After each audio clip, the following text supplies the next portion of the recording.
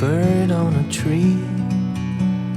Hi everyone, my name's Colette Matriga. I'm a Thermomix consultant here in Australia. Welcome to Colette's Thermi Kitchen. Today we're making an absolutely delicious dish in the TM6. It's called the Teryaki chicken thighs, and it's typically that beautiful teriyaki Japanese sauce. Teri meaning luster, yaki meaning to grill, and it is full of those beautiful salty, sweet, sticky umami kind of flavors that are absolutely delicious. So let's get started. Now the first thing we're going to do is to make that beautiful sticky sauce. Then we're going to marinate some chicken thighs, which I've got here, for about half an hour, and then I'm going to actually sous vide the chicken, so they're going to be beautiful and tender, but more about that later. Let's get started.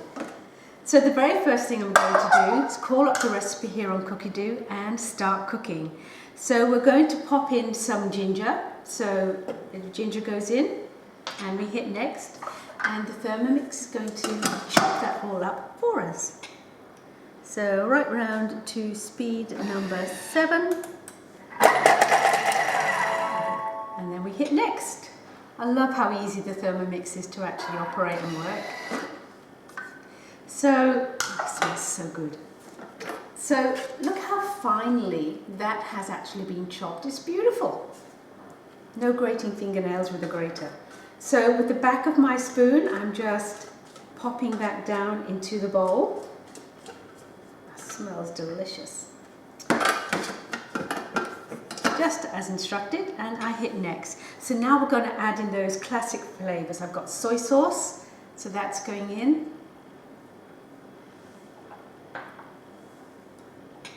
Some beautiful honey for the sweetness. Let's see if I can get this little guy out nice and quickly. Yum. So some honey's gone in there. And we are going to pop in there some brown sugar for the extra sweetness. So the honey and the brown sugar are going to give it that sticky element. Rice wine vinegar, those typical Japanese flavors going in now. And a little bit of chili. It says 1/8 of a teaspoon, but you know, just a nice pinch. You can decide how much you like in your sauce. And the last but very essential ingredient in a great teriyaki is some sake. Some sake is going in as well. So what we're now going to do is to cook all those together to make that lovely sauce. And that sauce is going to become our marinade. So speed 5, and that's going to go for a minute. So that's been cooking away and mixing for 1 minute, and ready to smell this, Andrew? It smells beautiful. Oh, yes. So you can see there the heat coming off of that, and that's that beautiful, beautiful sauce that we have. So what I'm going to do, I'm just going to scrape down the bowl. I'm just going to grab another spatula. Never have enough spatulas in your kitchen. So here we go, just scraping down. I don't want to waste any of that, and I'm just going to pour that over my chicken. Those lovely flavors. And then I'm just going to give that a good marinade, a good turn, and then I'm going to pop that in the fridge for about half an hour to marinade, and then we'll get on to the next stage. See you in a minute. Okay, so my chicken thighs have been marinating, and the next step following the recipe tells me to take out the chicken thighs and to pop them into a bag.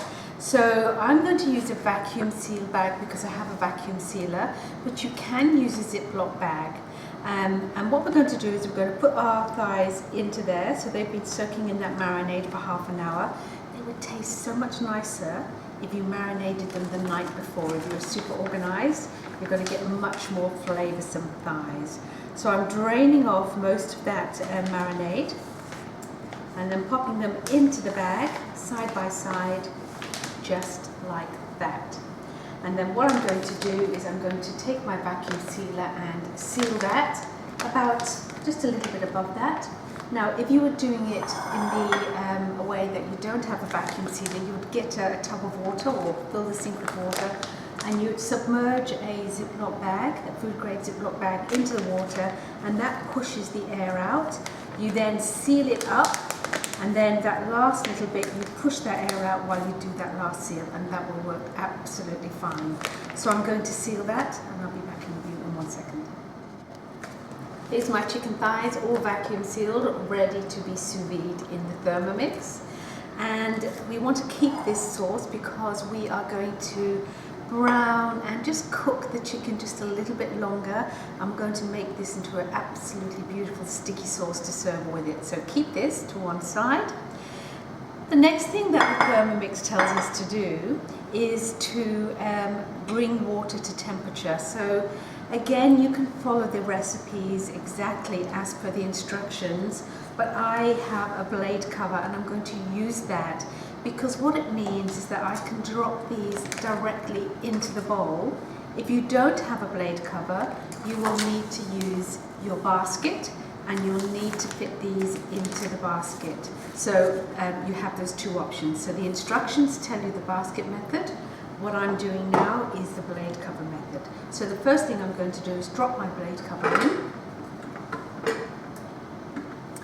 So that's sitting there really nicely.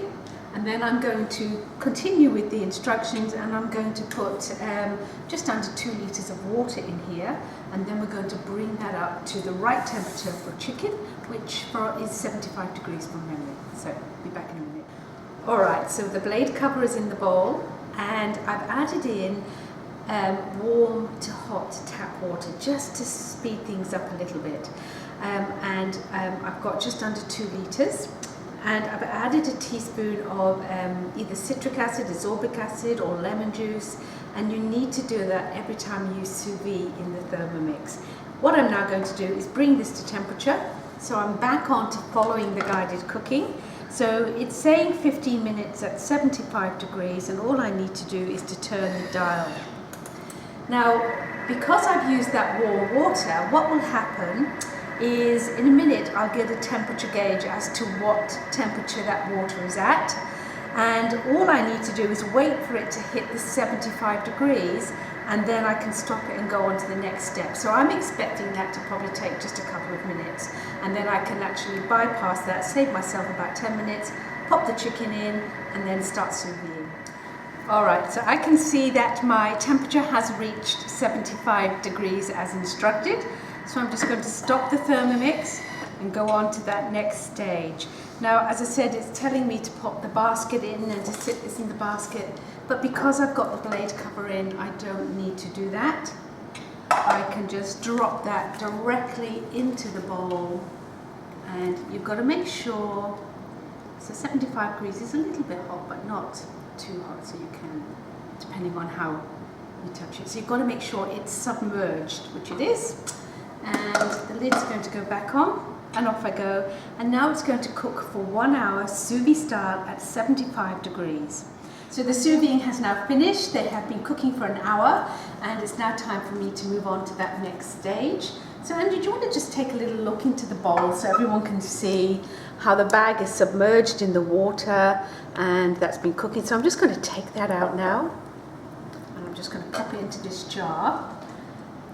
And what I'm going to do is I'm going to carefully snip this open.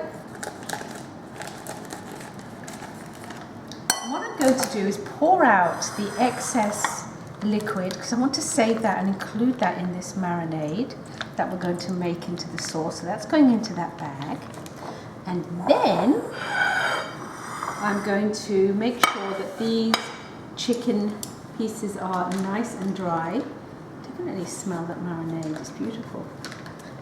So that's the 2 pieces there. So I have popped these chicken pieces onto some kitchen paper, and I'm just going to make sure that they are all nice and dry and set those to one side just for a couple of minutes while I actually finish off the sauce. Now remember, this is a fully guided recipe. Thermomix is going to hold your hand step by step throughout this process. And it's telling me now to add these meat juices into the bowl, which I have done, and I go next. The marinade's gone in there too. And I've also added in already a teaspoon of corn flour. Then the lid is going to go on, and we are going to sit the basket on top. Now the reason we're putting the basket on top is that it's going to let all that water evaporate, so we're going to get a really thick and beautiful sauce. So once that's happened, then I'm going to take these to a pan, and I am going to fry them skin side down first with a little bit of oil for about 5 minutes on each side, just to finish off that cooking. And then I'm going to pour this hot sauce all over them and finish them off with some toasted sesame seeds, some chilies, some spring onions, and tonight we are serving that with a beautiful non-fried rice from the Thermomix. So that's that beautiful dish. Do have a go. It's not hard. It's a great introduction to sous videing. And remember, you can sous vide with your TM5, but it's so much easier with your TM6. My name's Colette Matriga. Thanks for coming to my Thermi Kitchen. I'll see you on YouTube next time. Bye for now.